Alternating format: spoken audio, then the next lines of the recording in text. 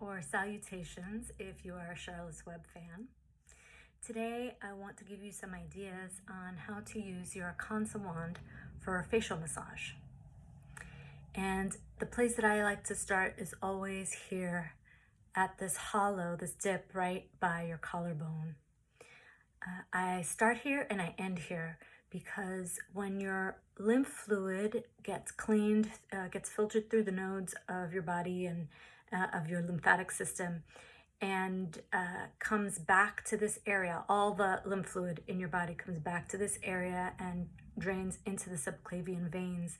That's where it gets reintroduced back into your circulatory system. It becomes part of the blood plasma again.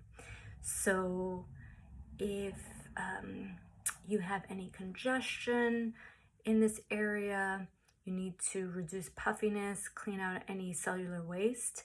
Opening these channels is going to be very helpful for that.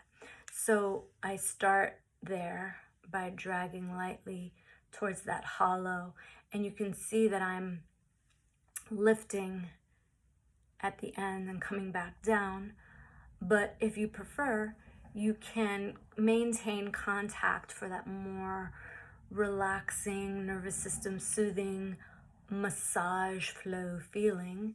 Then you would just come up and around and maintain full contact with your skin. And it feels wonderful. This is a light pressure. You're not really trying to apply any pressure.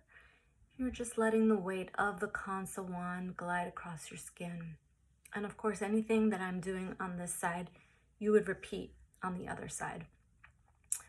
So whenever I'm doing lymphatic drainage points, you'll see that I'm heading in that downward direction, and most of the massage strokes, however, will be up and out. So that's next is the neck and out, up and out, and so on. Right here under the earlobe is another excellent point to do some circles and help then glide down gradually to stimulate that lymphatic flow. Scooping under your jawline for a nice contouring effect. Certainly the mouth area, you can do some zigzags, up and down, back and forth. Some circles around the border of the lip for a nice hydrated, more full look to the lips. Contouring around the cheekbone area, certainly circling right by your TMJ, your temporomandibular joint. There you go. And coming down for more cheek contouring.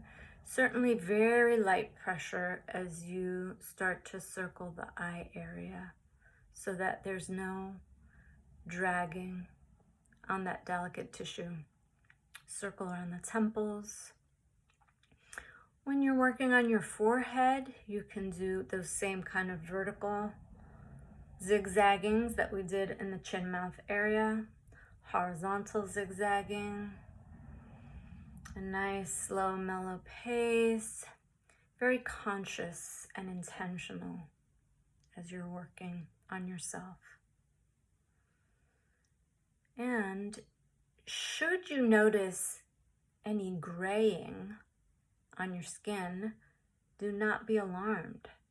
Sometimes when there is some low level inflammation, you will see that the oil on your skin actually turns a dark gray. And I scoop under the brow here. That graying will wipe right off with a damp rag. It's excess heat getting drawn out of the tissues. So if somebody is feeling premenstrual, if you put something on your skin that didn't agree with it, you might notice that gray response. Here I'm going right over in a little jiggle, wiggle, squiggle, right over the brow bone and just above the brow bone.